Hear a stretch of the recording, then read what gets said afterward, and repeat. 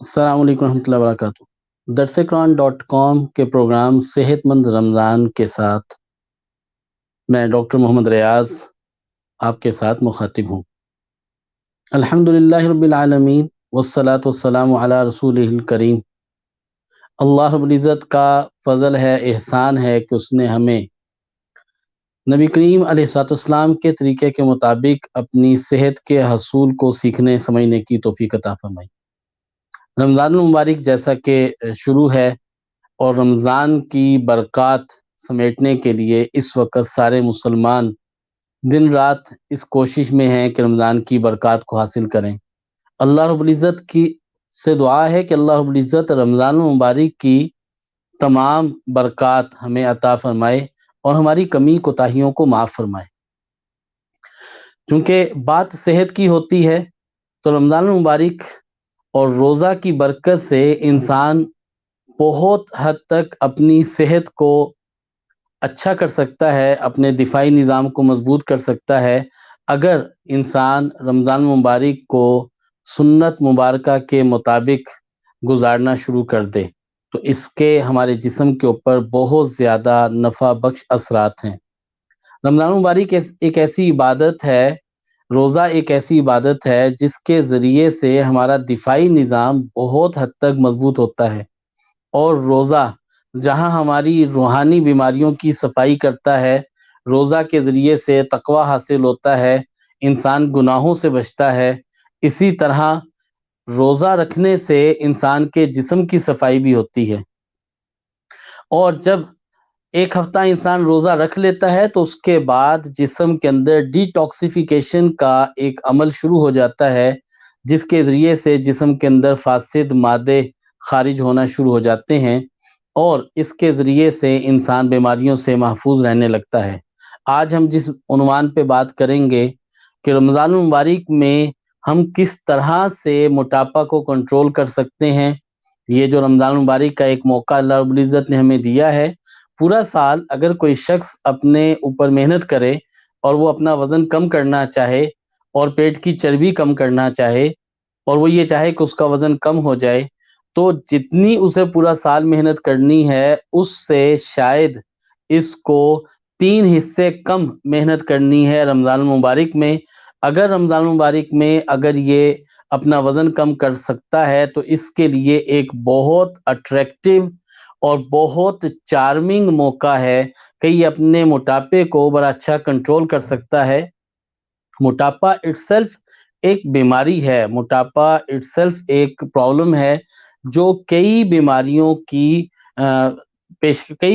کا پیش خیمہ ہے، کئی بیماریوں کو جنم دیتا ہے۔ بلڈ پریشر کی تکالیف کو دیکھ لیا جائے، شوگر کی تکالیف کو دیکھ لیا جائے، ہارٹ کے امراض کو دیکھ لیا جائے تو وہ موٹاپا ان کا ایک بنیادی سبب ہے۔ اسی طرح اگر ہم بہت سارے دوسرے اپنے امور کو دیکھیں تو انسان اپنے موٹاپا کی وجہ سے نہ تو اچھی زندگی گزار سکتا ہے، نہ اچھی عبادت کر سکتا ہے، نہ ہی اپنے موٹاپا کی وجہ سے کوئی کام بہت پھرتیلی سے اچھے انداز میں کر سکتا ہے۔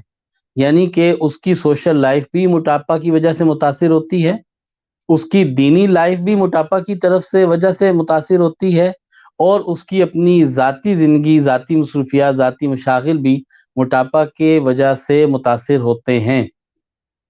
لہٰذا اگر ہم موٹاپا کو کنٹرول کرنا چاہتے ہیں تو رمضان المبارک کا مہینہ بہت زیادہ مؤثر ہے اس معاملے کے لیے کہ رمضان کے اندر، رمضان کے ذریعے سے، روزہ کی کیفیت کی وجہ سے، روزہ رکھنے سے ہم اپنے موٹاپا کو بڑا اچھا کنٹرول کر سکتے ہیں۔ جیسا کہ میں نے پہلے بتایا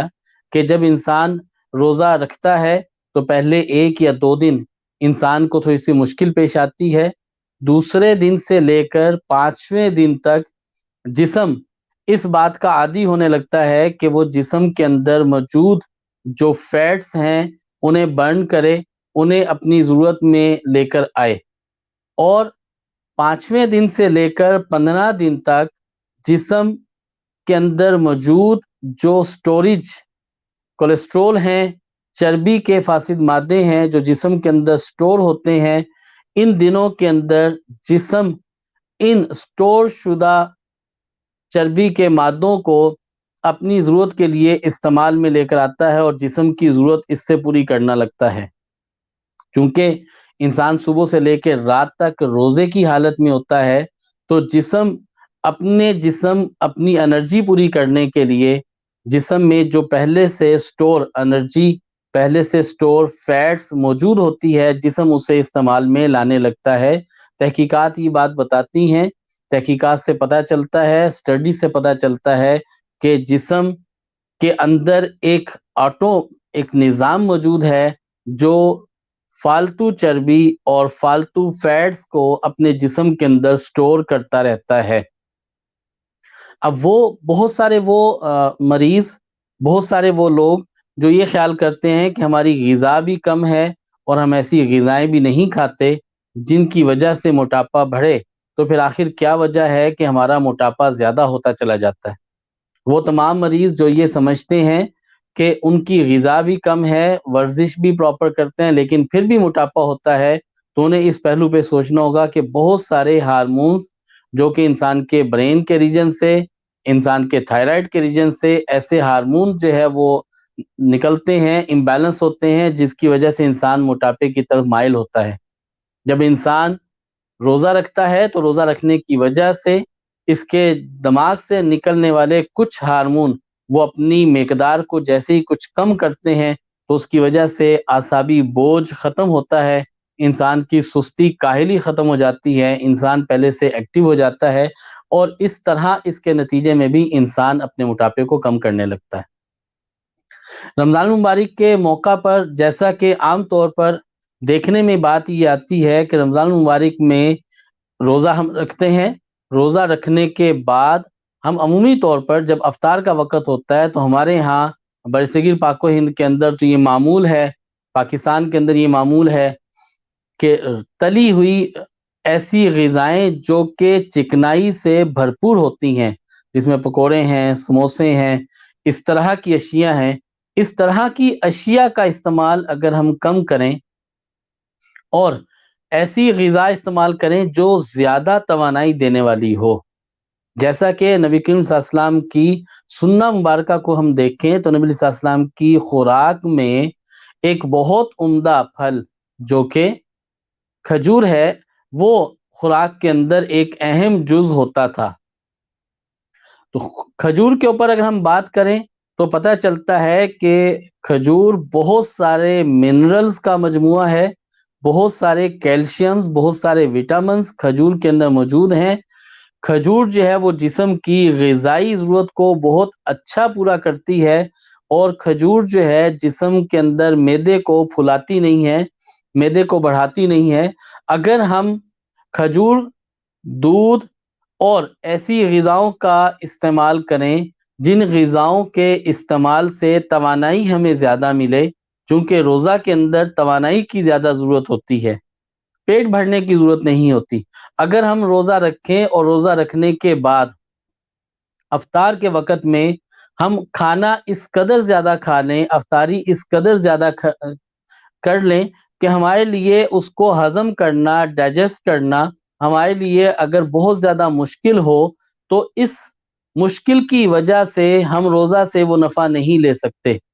جہاں روزہ کا مقصد بھوک پیاس کو محسوس کر کے اپنے اندر ایک احساس کو زندہ کرنا ہے تاکہ ہم انسانیت کے غم کو، انسانیت کی تکلیف کو، انسانیت کی پریشانی کو سمجھ سکیں، وہیں خوراک اپنی کم کر کے، خوراک کو محدود کر کے اور خوراک کے اندر ان چیزوں کو ہم شامل کرنا شروع کریں جن چیزوں کو شامل کرنے سے ہمیں قوت اور توانائی مل جائے. مثلا ہم پھلوں کا استعمال کریں، ہم جو ہے کھجور کا استعمال کریں، ہم جو کا دلیا استعمال کریں. یہ وہ موقع ہے کہ اگر اس موقع کے اوپر ہم اپنی چکنائی والی غذاؤں کو چھوڑ دیں اور روزہ کو افطار کرتے وقت میں ہم جو ہے کولا ڈرنکس استعمال نہ کریں بلکہ زمزم استعمال کریں، پانی استعمال کریں، دودھ کا استعمال کریں. یہ وہ تمام غذائیں ہیں جو غذائیں برکت کا باعث ہیں. تو ہم یقیناً بہت زیادہ ہمیں لمبی چوڑی ایفرٹ نہیں کرنی پڑے گی تو ہم موٹاپا کو کنٹرول کر سکیں گے. مشروبات میں آرٹیفیشل مشروبات کی جگہ سب سے بہترین مشروب جو آپ کی غذائی کمی پوری کرے گا، آپ کے وٹامنز پورے کرے گا، آپ کے دل کو فرحت دے گا اور آپ کے دل کے اندر ایک تسلی اطمینان ہوگی، وہ مشروب ہے نبیذ۔ نبی رحمت علیہ الصلوۃ والسلام نبیذ استعمال فرمایا کرتے تھے۔ نبیذ کیا ہے؟ 7 دانے کھجور آپ ایک پیالہ کے اندر بھگو دیں، 8 سے 10 گھنٹے اس کے اندر بھیگا رہے اور آپ بعد میں اسے نوش فرما لیں، اور اس کھجور کو آپ کھجور والے پانی کو پی لیں، یہ نبیذ ہے۔ اور اگر آپ اجوا کھجور کا نبیذ بناتے ہیں تو گٹلی سمیت اجوا کھجور آپ اس میں بھگو دیں پانی کے اندر، اور بہتر تو یہ ہے کہ رات کو بھگویا جائے تو صبح استعمال کیا جائے، لیکن اگر مشروب کے طور پر آپ جو ہے صبح بھگو دیں اور شام افطار کے طور پہ استعمال کریں تو یہ بہت نفع بخش جو ہے ٹونک ہے، بہت نفع بخش مشروب ہے، اور اس مشروب کے استعمال سے آپ کے وٹامنز بہتر ہوں گے، خوراک کی کمی پوری ہوگی، ایچ بی لیول مینٹین ہو جائے گا، اور اس کی وجہ سے آپ کو بہت زیادہ ہیوی ڈائٹ کی ضرورت نہیں پڑے گی، آپ کو کسی قسم کی کمزوری نہیں ہوگی اور آپ اپنے موٹاپے کو کنٹرول کر لیں گے۔ اب اسی طرح سے اگر ہم کھانا سنت کے مطابق یعنی کہ خوب چبا کر کھائیں اور کھانا کھانے سے پہلے پانی پئیں اور کھانا کھانے کے بعد پانی نہ پئیں تو اس سے بھی آپ کا موٹاپا کنٹرول ہوتا ہے اور آپ کو کسی دوسری ایکسرسائز کی ضرورت نہیں رہتی۔ بات کرتے ہیں قرآن مجید کی ان سورہ مبارکہ کی جن کی تلاوت کرنے سے آپ اپنے موٹاپا کو کنٹرول کر سکتے ہیں۔ تو سورہ رعد پارہ نمبر 13، سورہ رعد اس کی تلاوت کی جائے تو اس سے موٹاپا کنٹرول ہوتا ہے، اور موٹاپا خواہ کسی بھی وجہ سے ہو، چاہے وہ ہارمونز امبیلنس ہو، کسی کو کانسٹیپیشن کی تکلیف رہتی ہو، کسی کی آنتوں کی مومنٹ اگر ڈسٹرب ہو، آنتیں صحیح کام نہ کرتی ہوں، یا آنتوں کے اندر خشکی ہو، ہارمونز امبیلنس ہوں، یا خواتین کے پی سی اوز کا ایشو ہو، فائبرائڈز ہوں، ان ایشوز کی وجہ سے اگر موٹاپا بڑھتا چلا جا رہا ہے، ہارمونز امبیلنس ہوتے چلے جا رہے ہیں، تو سورہ رعد کی تلاوت کرنے سے موٹاپا ٹھیک ہو جاتا ہے اور اس سے وزن بہت جلد کنٹرول ہوتا ہے۔ اس علاج کو کس طرح سے کیا جائے؟ اس کے لیے سب سے بہتر ترتیب یہ ہوگی کہ صبح خالی پیٹ 1 گلاس پانی کے ساتھ آدھا چائے کا چمچ کلونجی یہ کھا لی جائے، صدقہ دینے کی عادت ڈالیں، نماز کی پابندی رکھیں، منزل روزانہ تلاوت کی جائے۔ منزل ایک بکلٹ ہے جس میں 33 آیات ہیں، اس کی تلاوت کرنے سے انسان جادو، آسیب، بد نظری، حسد ان کیفیات سے بچتا ہے۔ جب انسان ان کیفیات سے بچتا ہے تو انسان کے روزمرہ کے معمولات میں کوئی تبدیلی نہیں آتی، انسان سستی کاہلی کا شکار نہیں ہوتا اور وہ اپنی ذمہ داریوں کو اچھے طرح سے سر انجام دے سکتا ہے۔ تو منزل کی تلاوت کریں اور سورہ رعد دن میں کسی وقت میں 1 مرتبہ روزانہ تلاوت کی جائے، دم کر کے پانی پی لیا جائے، اس سے موٹاپا کنٹرول ہو جاتا ہے۔ اور کلونجی کے استعمال سے ٹرائیگلائسرائڈ کم ہو جاتا ہے، شوگر لیول مینٹین ہوتا ہے، اس سے موٹاپا بڑا اچھا کنٹرول ہونے لگتا ہے۔ ہمیں موٹاپا کے لیے پرہیز کیا کرنا چاہیے؟ موٹاپا کے لیے تلی ہوئی چکنائی والی اشیاء سے ہم پرہیز کریں، دوسرا جلدی جلدی کھانا کھانے سے ہم پرہیز کریں، تیسرا چاول اور یہ برائلر چکن جو ہے اس سے پرہیز کریں، چاول ہم نہ کھائیں اور برائلر چکن نہ لیں، گندم کی جگہ جو کی روٹی استعمال کرنا شروع کریں تو اس سے بہت زیادہ فائدہ ہوتا ہے۔ اس کے علاوہ وہ غذائیں جو موٹاپا کو کم کرتی ہیں اور فیٹس کو برن کرتی ہیں، ان میں جو کی روٹی یہ سر فہرست ہے، بادام اس کا استعمال موٹاپا کو کم کرتا ہے، ہری مرچ اس کا استعمال موٹاپا کو کم کرتا ہے، پپیتا اس کا استعمال موٹاپا کو کم کرتا ہے، اور دالوں کا استعمال بھی موٹاپا کو کم کرتا ہے۔ سب سے بہترین ترتیب یہ ہے کہ ہم اپنی خوراک کو، اپنے کھانے پینے کو، اپنے روزمرہ کے معاملات کو سنت کے مطابق ڈھالنا شروع کر دیں۔ الگ صبح ناشتہ کریں اور کوشش کریں کہ پھر ہم دن میں درمیان میں سنیکس نہ لیں، فاسٹ فوڈ سے اوائڈ کریں اور اپنی نمازوں کے اوپر بھرپور توجہ دیں۔ جتنا یکسوئی کے ساتھ نماز پڑھنا شروع کریں گے اس سے ہماری باڈی کی کیمسٹری میں بہت زیادہ تبدیلی آتی ہے، اس سے بہت زیادہ فائدہ ہوگا۔ آئندہ انشاءاللہ کسی نشست کے اندر نماز کے صحت کے اوپر کیا اثرات ہیں اس کے اوپر بھی بات کریں گے۔ کل کی نشست میں ہم بانجھپن اور